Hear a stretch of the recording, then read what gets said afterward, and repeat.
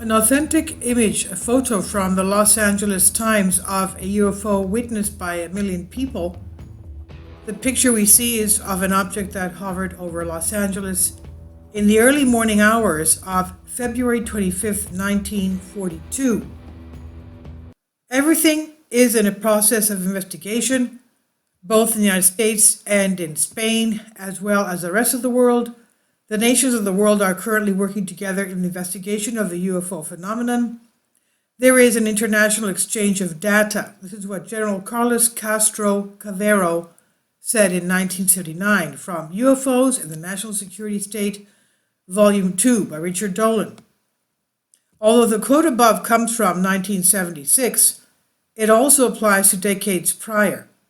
Fast forward to today, and we now have thousands upon thousands of declassified documents, even though millions are still classified every year by the United States, that prove that there was and still is a high level of interest in UFO phenomenon from governments and military agencies worldwide. Documents indicate that these objects are tracked often on air and ground radar, sometimes simultaneously, as well as visually confirmed by the pilot scrambling to check them.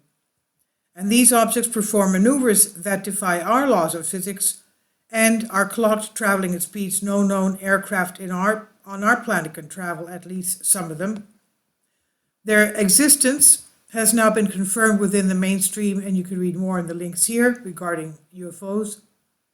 There's a great example of a declassified document detailing what happens when the military has an encounter with a UFO.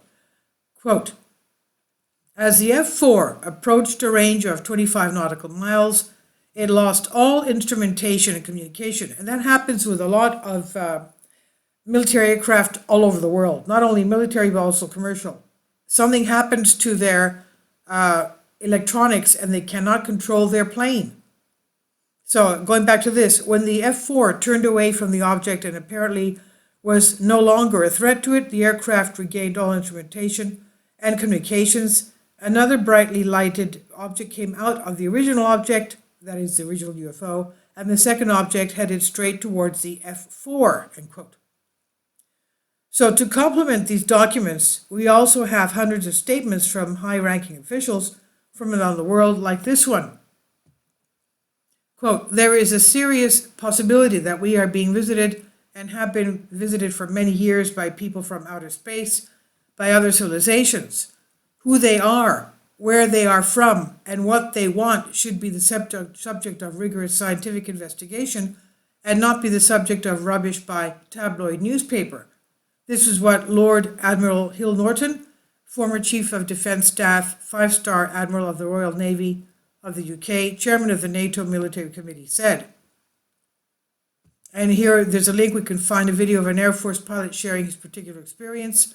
Decades ago, visitors from other planets warned us about where we were headed and offered to help, but instead we, or at least some of us, interpreted their visits as a threat and decided to shoot first and ask questions after. This is what Paul Hellyer, former Defense Minister of Canada, said. Now, what happened with the LA Lights back in 1942? During the Second World War, UFO reports soared, especially after the atomic bomb was dropped. It's interesting given the fact that a number of the declassified documents indicate UFO incursions at several different military nuclear missiles facilities around the globe. Perhaps the best and most well-known examples come from 1967 at Malmstrom Air Force Base in Montana. The base controls a giant network of intercontinental ballistic missiles, what we call ICBMs, where a number of highly trained military personnel witnessed a red glowing UFO hovering outside the gate, and at the time, all of the ICBMs shut down, including the backup generators. Just to be clear, this does not ever happen. The conference was held 7 years ago at the National Press Club discussing this issue. And WikiLeaks cable discussing the incident in Algeria where flying machines, quote unquote, that obscure, quote unquote, their shape were spotted near military installations. This is in Algeria. There are too many examples to list here, but prior to World War II, the UFO issue was still prominent. We even have historical records of artwork of UFOs in antiquity that are well documented, and you can find them more in the link here. And this particular article focuses on what happened above Los Angeles in 1942. Searchlights and anti-aircraft guns comb the sky, they said. And the picture is of the object that hovered over Los Angeles in the early morning hours of February 5th, 1942. The small white dots around the object are artillery bursts, and this incident happened only 3 months after Pearl Harbor. At the time, there was a lot of attention placed on the U.S., and the U.S. was on high alert because of Pearl Harbor. So here are the facts. Several radars detected an object about 120 miles west of Los Angeles. Within minutes, anti-aircraft batteries went on high alert. At approximately 2:20 a.m., the object was tracked on radar to within a few miles of the coast, and a city blackout was ordered. Shortly after 3 a.m., the object appeared right over the city, and anti-aircraft batteries opened fire. Approximately 1,500 rounds were fired into the sky, not over the ocean, but directly over the city. 3 citizens died from the shelling, and 3 more from heart attacks attributed to the shelling noise. A great deal of property damage was inflicted.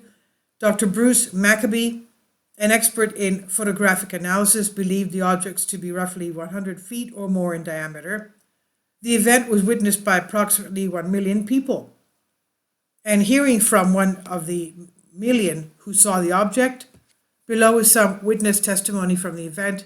His name was Scott Littleton, a professor of anthropology emeritus, Occidental College, Los Angeles, California. And he said this: "The two of us stood side by side in front of the house, huddled together in the chill night air and staring up into the sky. The planes we'd heard were not in sight, but what captured our rapt attention was a silvery lozenge-shaped bug, as my mother later described it, and that was clearly visible in the searchlight beams that pinpointed it. Although it was a clear moonlit night, no other details could be discerned, despite the fact that when we first saw it, the object was hanging motionless almost directly overhead. Its altitude is hard to estimate, especially after all these years, but I'd guess that it was somewhere between 4,000 and 8,000 feet. This may explain why we did not see the orange glow reported by several witnesses in Santa Monica and Culver City, where the object was apparently much lower. One witness suggests that this glow may simply have been the reflection of shell bursts against the object's silvery body," he said.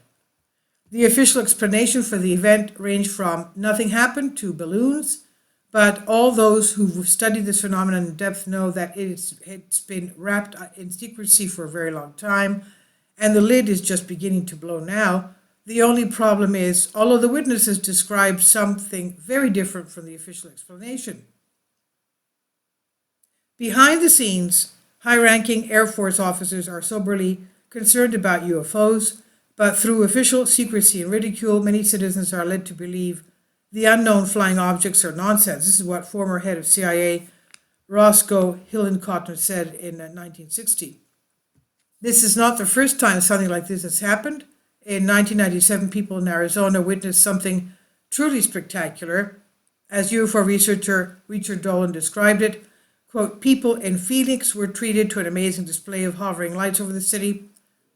These lights appeared to be motionless and in perfect formation.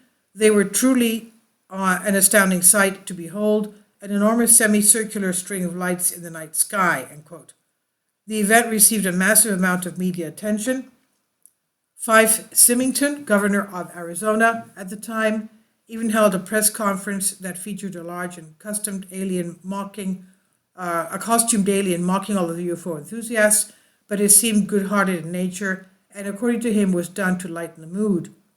What is interesting to note, however, is that Fife was keeping something to himself. He actually witnessed the event, and the former Air Force veteran spoke out years after the event when his stint as governor ended, and this is what he said. "If you had been here 10 years ago, standing out here and looking out there at the lights, you would have been astounded. You would have been amazed. I suspect that unless the Department of Defense can prove otherwise, then it was probably some form of alien spacecraft. It was enormous and it just felt otherworldly. In your gut, you could just tell it was otherworldly, he said. This was from Collective Evolution. It's here under Creative Commons on Collective Spark by Arjun Walia. Please leave your comments. Thank you for your support. Kindly support my Patreon account. The daily posts are 5 videos daily, and they are totally different from what I have on my YouTube channel.